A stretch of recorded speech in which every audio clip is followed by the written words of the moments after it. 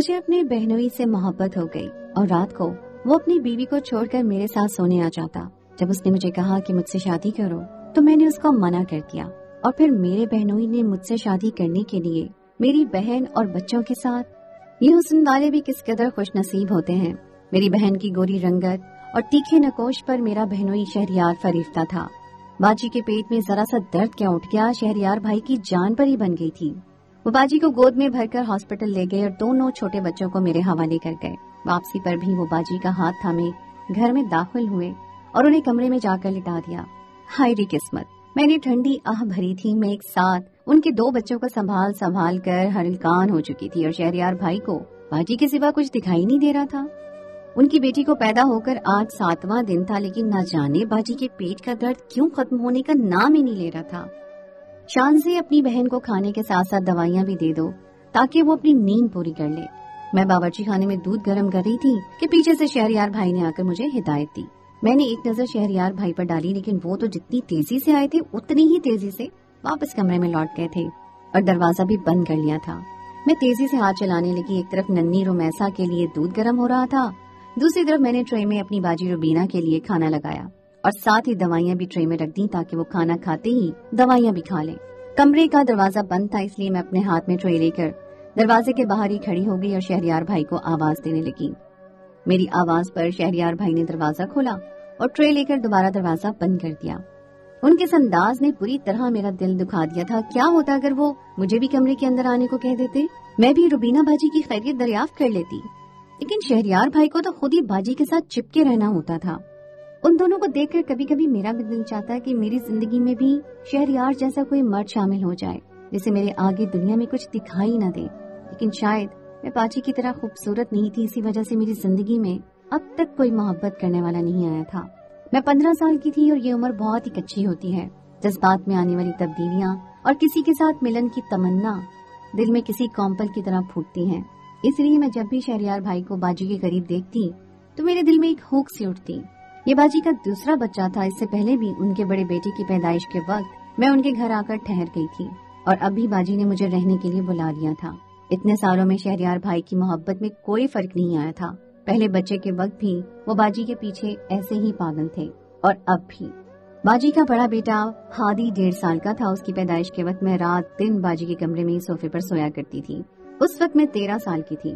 رات کے کسی پہر میری آنکھ کھلتی تو شہریار بھائی کو باجی کے ساتھ دیکھ کر ایک عجیب سا احساس جاگتا۔ پھر ننھی رومیسا پیدا ہو گئی، لیکن اس دفعہ مجھے دوسرے کمرے میں رکھا گیا تھا۔ بڑے آپریشن سے بچے ہونے کی وجہ سے باجی اپنی جگہ سے اٹھ بھی نہیں سکتی تھی۔ 2 دن سے تو ان کے پیٹ میں بھی بہت درد تھا۔ میں نے ہی سارا گھر سنبھالا ہوا تھا اور ہادی کو بھی میں ہی دیکھ رہی تھی۔ جب سے باجی ہاسپٹل سے گھر آئی تھی، ہادی کو میں اپنے ساتھ دوسرے کمرے میں سلا رہی تھی۔ شہریار رات کے وقت اکثر ہادی کو دیکھنے کے لیے میرے کمرے کا چکر لگا لیا کرتے۔ آج بھی ہادی میرے ساتھ سونے کے لیے لیٹا تھا، لیکن وہ مستقل روئے جا رہا تھا۔ اسے اپنی ماں کی یاد آ رہی تھی۔ میں اسے سنبھالنے کی ناکام کوشش کر رہی تھی۔ اس کی آواز سن کر شہریار کمرے میں چلے آئے۔ وہ ٹراؤزر پر بنیان پہنے ہوئے تھے، پہلی دفعہ میں نے انہیں ایسے دیکھا تھا۔ شاید وہ ہادی کے رونے کی آواز سن کر جلدی میں ٹی شرٹ پہنے بغیر ہی آ گئے۔ میری نظر ان کے کثرتی وجود پر پڑی تو میں نظر ہٹانا بھول گئی۔ شہریار ہادی کو گود میں لے کر سینے سے لگائے خاموش کروا رہے تھے اور میں مستقل شہریار کو ہی دیکھ رہی تھی۔ پہلی دفعہ میری نظریں ان کے لیے بدل گئی تھی، شاید ہی میری عمر کا تقاضا تھا۔ دل میں خیال آیا تھا کہ کیا یہ مرد میرا نصیب نہیں ہو سکتا؟ کیا غلط ہو جاتا اگر یہ باجی کی جگہ مجھ سے محبت کرنے لگتا؟ شہریار نے ہادی کو میرے پاس لٹایا، وہ سو چکا تھا اور مجھ سے کہنے لگے، شان سے تمہارا شکریہ، جس طرح تم نے میرا گھر سنبھال لیا ہے، میں گھر کی طرف سے پوری طرح بے فکر ہو گیا ہوں اور روبینہ کا ہی خیال رکھ رہا ہوں۔ جہاں شہریار بھائی کے منہ سے اپنا نام سن کر مجھے خوشی کا احساس ہوا تھا، وہیں روبینہ باجی کا نام آنے پر میرا منہ حلق تک کڑوا ہو گیا تھا۔ کیا ہو جاتا اگر شہریار بھائی باجی کا نام لیے بغیر ہی میری تعریف کر دیتے؟ ان کے جانے کے بعد میں نے خود کو آئینے میں دیکھا۔ میں باجی جتنی حسین نہیں تھی مگر اتنی بھی بری نہیں تھی۔ کیا شہریار میرا نہیں ہو سکتا تھا؟ اس سوال نے میرے دل میں ہلچل مچا دی تھی۔ میں اچھی طرح جانتی تھی کہ یہ بھی کسی بھی طرح ممکن نہیں ہے۔ شہریار بھائی تو باجی سے بہت محبت کرتے تھے اور آج تک انہوں نے کبھی نظر اٹھا کر ٹھیک طرح سے مجھے نہیں دیکھا تھا۔ محبت تو بہت دور کی بات تھی، ان کی محبت کی مثالیں تو خاندان بھر میں دی جاتی تھی۔ اگلی صبح کمرے سے نکلنے سے پہلے میں نے خود کو آئینے میں دیکھا اور تیار ہونے لگی۔ مجھے توجہ چاہیے تھی، شہریار بھائی کی توجہ۔ کمرے سے نکل کر میں باورچی خانے میں گئی تو جان بوجھ کر اپنا دوپٹہ ایک سائڈ پر ڈال دیا اور کاموں میں مگن ہو گئی۔ روزانہ کی طرح شہریار بھائی تھوڑی دیر میں باجی کے لیے ناشتہ لینے میرے پاس چلے آئے۔ پہلی دفعہ میں اس طرح ان کے سامنے کھڑی تھی۔ ایک نظر مجھ پر پڑتے ہی وہ چونک گئے اور خاموشی سے ناشتہ اٹھا کر کمرے میں چلے گئے۔ میں دیکھنا چاہتی تھی کہ شہریار بھائی کب تک میرے وجود سے نظریں چرائیں گے اور باجی کی محبت میں مبتلا رہیں گے۔ میں نے سن رکھا تھا کہ مرد اپنی بیوی سے کتنا ہی وفادار کیوں نہ ہو، باہر والی عورت اس کے دل میں جلدی اپنی جگہ بنا لیتی ہے۔ میں تو پھر کچی عمر کی نئی جوان لڑکی تھی۔ میں نے بھی اپنے انداز بدل دیے تھے۔ اب میں شہریار بھائی سے پہلے کی طرح بات نہیں کرتی تھی، بلکہ میری باتوں میں محبت کی چاشنی ہوتی اور ادائیں بھی قاتلانہ ہوتی۔ جوانی کے تقاضوں نے مجھے مجبور کر دیا تھا کہ میں کسی مرد کی محبت اور توجہ حاصل کروں، اور شہریار ہی وہ مرد تھا جس پر میرا دل آ گیا تھا۔ میں نے ایک دفعہ بھی یہ نہیں سوچا تھا کہ وہ میری بہن کا شوہر ہے اور 2 بچوں کا باپ بھی۔ مجھے کون سا شہریار کے ساتھ شادی کرنی تھی؟ میں تو وقتی طور پر اس کی توجہ اور محبت کی طلبگار تھی۔ میں اپنی ویران زندگی میں کچھ دیر بہار چاہتی تھی اور بس۔ اگلی رات میں نے جان بوجھ کر خود ہی ہادی کو ایک زوردار تھپڑ مار دیا۔ وہ خوب زور و شور سے رونے لگا۔ ہادی کی آواز پر شہریار فوراً ہی میرے کمرے میں چلے آئے۔ ہادی انہیں بہت عزیز تھا۔ میں پہلے سے ہی تیار بیٹھی تھی، دوپٹے سے بے نیاز تنگ لباس پہنے میں نے خود کو خوشبو میں بسا رکھا تھا۔ ہادی میری گود میں تھا۔ شہریار جیسے اسے لینے کے لیے میرے قریب ہوئے تو میں نے جان بوجھ کر ان کے ہاتھ پر اپنا ہاتھ رکھ دیا۔ شہریار ایک دم گڑبڑا گئی اور پھر ہادی کو چپ کروانے لگے۔ میری نظریں شہریار پر ٹکی ہوئی تھیں اور آج شہریار نے بھی اس بات کو محسوس کر لیا تھا۔ اس رات کے بعد بہت کچھ بدل گیا۔ میں ہر روز کمرے سے تیار ہو کر نکلتی اور شہریار کے آگے پیچھے رہنے کی کوشش کرتی۔ شہریار ایک رکشہ ڈرائیور تھے، اس لیے وہ دن کے وقت میں بھی گھر کے 1-2 چکر لگا ہی لیا کرتے تھے۔ باجی کی طبیعت بہتر نہیں ہوئی تھی، انہیں کوئی اندرونی مسئلہ ہو گیا تھا۔ مجھے باجی کے گھر آئے 20 دن ہو گئے تھے۔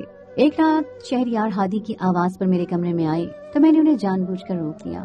ہادی آدھی رات کو اٹھ کر روتا ہے۔ شہریار بھائی آپ بھی یہیں سو جائیں، آپ کی شکل دیکھ کر یہ چپ ہو جاتا ہے۔ باجی تو دوا کھا کر گہری نیند سوتی ہیں، اور رمیسا کو بھی آپ یہیں لے آئیں، میں سنبھال لوں گی۔ میری بات سن کر شہریار بھائی سوچ میں پڑ گئے اور پھر رمیسا کو بھی اٹھا لائے۔ تھوڑی دیر میں دونوں بچے سو گئے۔ شہریار بھائی جیسے ہی سونے کے لیے صوفے پر لیٹے میں نے رونا شروع کر دیا۔ وہ پریشان ہو کر میرے پاس آئے۔ مجھے باجی کی بہت فکر ہو رہی ہے۔ وہ پریشان ہو کر میرے پاس چلے آئے۔ مجھے باجی کی بہت فکر ہو رہی ہے، پتہ نہیں انہیں کیا ہو گیا ہے، وہ کب ٹھیک ہوں گی۔ میں نے بہت چالاکی سے شہریار کی دکھتی رگ پر ہاتھ رکھ دیا۔ میں جانتی تھی باجی ہی وہ دروازہ ہے جو مجھے شہریار کے دل میں جانے کا راستہ دے گا۔ میں روتے ہوئے شہریار کے سینے سے لگ گئی۔ وہ مجھے دلاسا دینے لگے کہ بس کچھ دن میں ہی روبینہ ٹھیک ہو جائے گی۔ رات کا اندھیرا اور ایک نامحرم کی قربت۔ شہریار بھائی کو زیادہ دیر نہ لگی اور وہ راستہ بھٹک گئے۔ باجی اور ان کے درمیان ویسے بھی بہت دنوں سے دوری تھی، ایسے میں انہیں میرا ساتھ ملا تو وہ بے قابو ہو گئے اور ساری رات میرے ساتھ گزار دی۔ صبح اٹھے تو وہ شرمندگی سے سر جھکا گئے، مگر میں خود ان کے سینے سے لگ گئی اور یہ احساس دلایا کہ ہمارے بیچ کچھ بھی غلط نہیں ہوا۔ وہ میرا چہرہ دیکھنے لگے جہاں خوشی عیاں تھی۔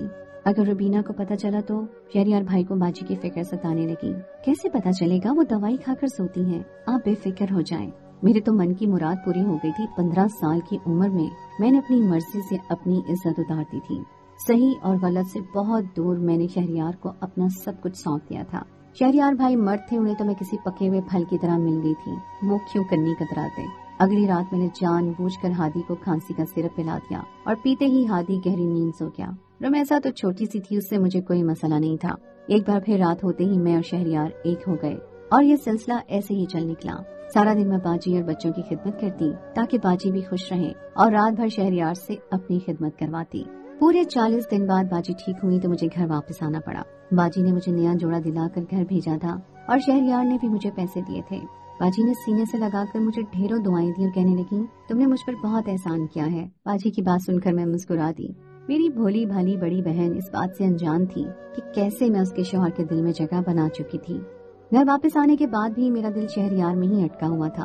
اتنی راتیں اس کے ساتھ گزارنے کے بعد اب تنہا رہنا مشکل ہو گیا تھا۔ میں ساری رات کرمٹیں بدلتی رہتی۔ صبح مجھے اسکول میں جانا پڑتا، پڑھائی کا کافی حرج ہو گیا تھا۔ میں نے صبح اٹھتے ہی باجی کو فون ملایا۔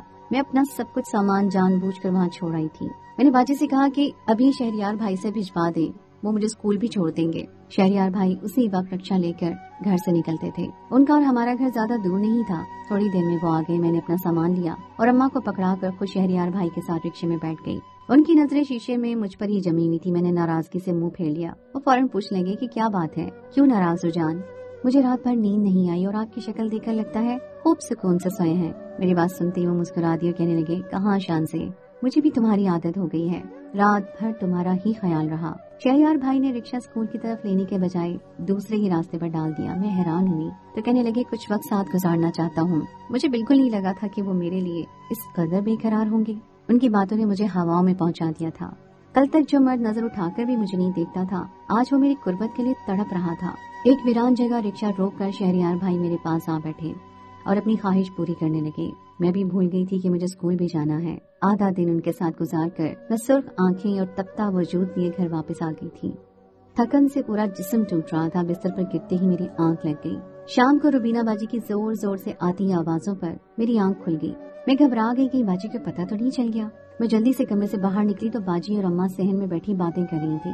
बाजी मेरी तारीफों में मगन थी कि मैंने किस तरह उनका घर संभाल लिया था।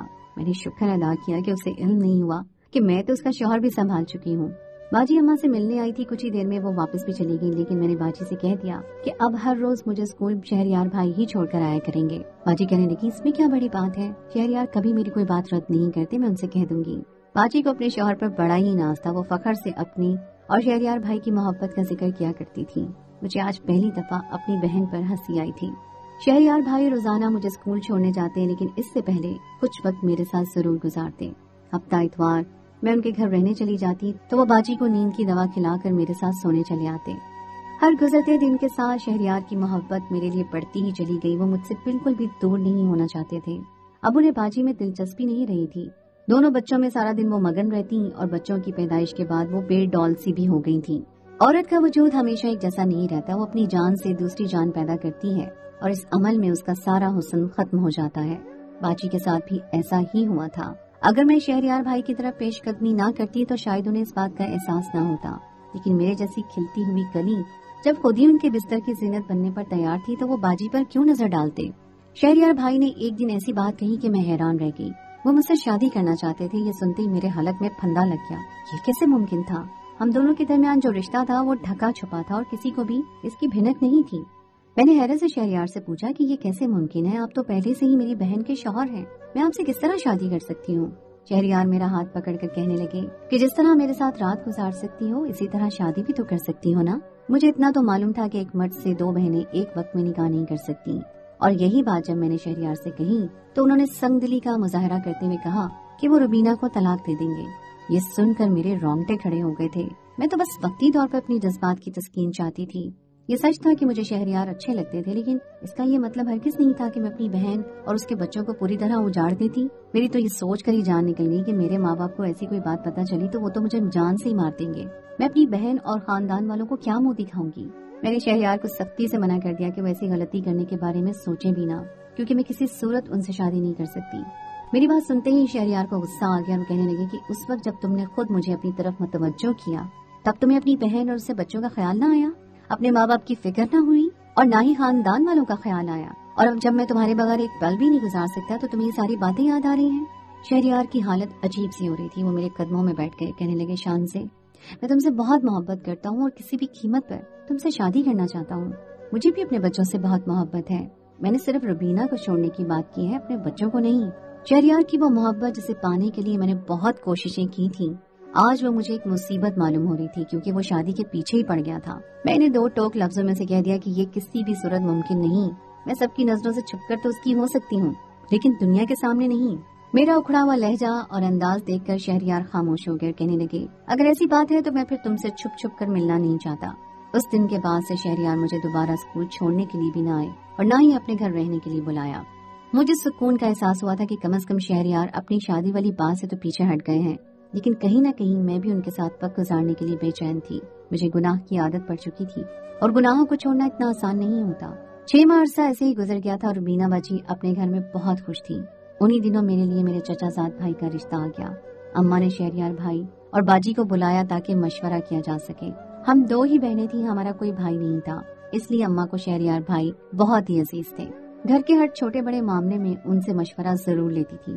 बाजी की शादी के फौरन बाद ही अब्बा का इंतकाल हो गया था, जब से शहरयार भाई को हमारे घर के बड़े होने का दर्जा मिल गया था। शहरयार भाई को जैसे ही रिश्ते का इल्म हुआ, उनके चेहरे का रंग उतर गया। वो अजीब सी नजरों से मेरी तरफ देखने लगे। मैंने घबरा कर नजर झुका ली, कहीं मेरी चोरी पकड़ी न जाए। शहरयार भाई ने अम्मा से कहा कि इतनी जल्दबाजी की क्या जरूरत है, शांसी अभी 16 साल की हुई है, कुछ वक्त रुक जाएं। ये अपना कॉलेज पूरा कर ले तो हम खुद उसकी अच्छी जगह शादी करेंगे। शांसी को तो मेरे जैसा कोई मर्द मिलना चाहिए। शहरयार भाई की इस बात पर मैंने चौंक कर उनकी तरफ देखा तो बाजी ने फौरन ही उनकी तायीद की कि वाकई शौहर तो शहरयार जैसा ही होना चाहिए। बाजी की नजरों में शहरयार भाई के लिए सताइश मौजूद थी। शहरयार भाई कुछ ही देर में बाजी को लेकर अपने घर के लिए निकल गए।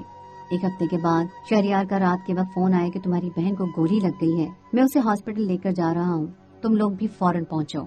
रुमैसा की हालत भी ठीक नहीं है। उनकी बात सुनकर मेरे औसान खता हो गए कि इससे पहले कि मैं कोई सवाल पूछती उन्होंने फोन बंद कर दिया। अस्पताल का नाम वो बता चुके थे, इसलिए मैं अम्मा को लेकर हॉस्पिटल पहुंच गई। वहाँ शहरयार भाई के कुछ रिश्तेदार भी पहुंच गए थे।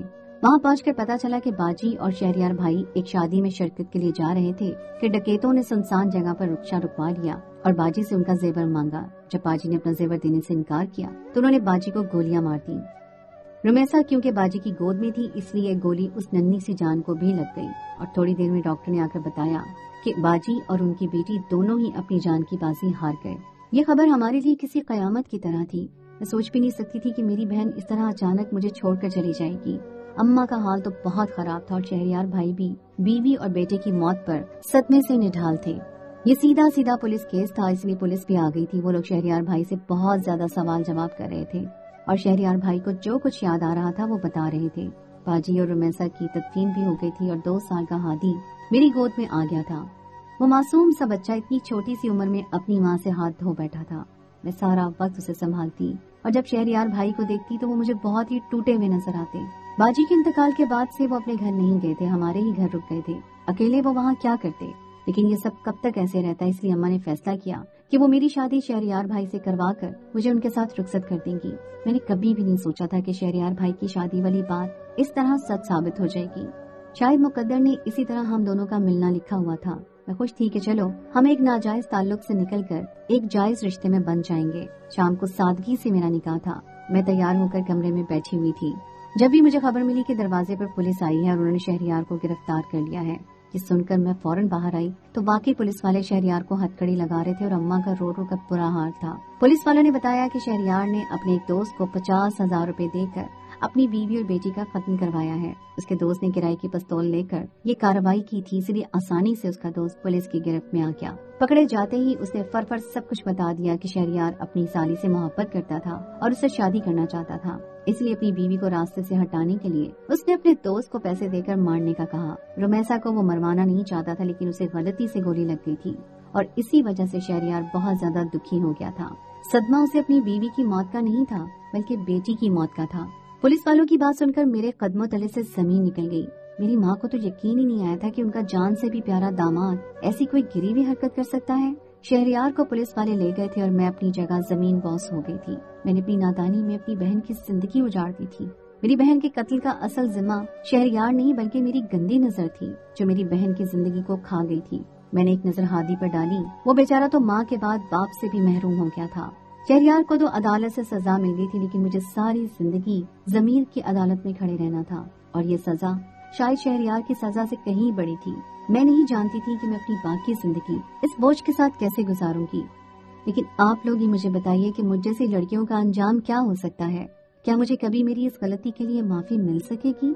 क्या पछतावा ही मेरी उम्र भर की सजा है? तो दोस्तों, ये थी मेरी आज की कहानी। उम्मीद है आपको आज की कहानी पसंद आई होगी। कहानी अच्छी लगे तो उसको लाइक जरूर कीजिए, अपने दोस्तों के साथ शेयर कीजिए।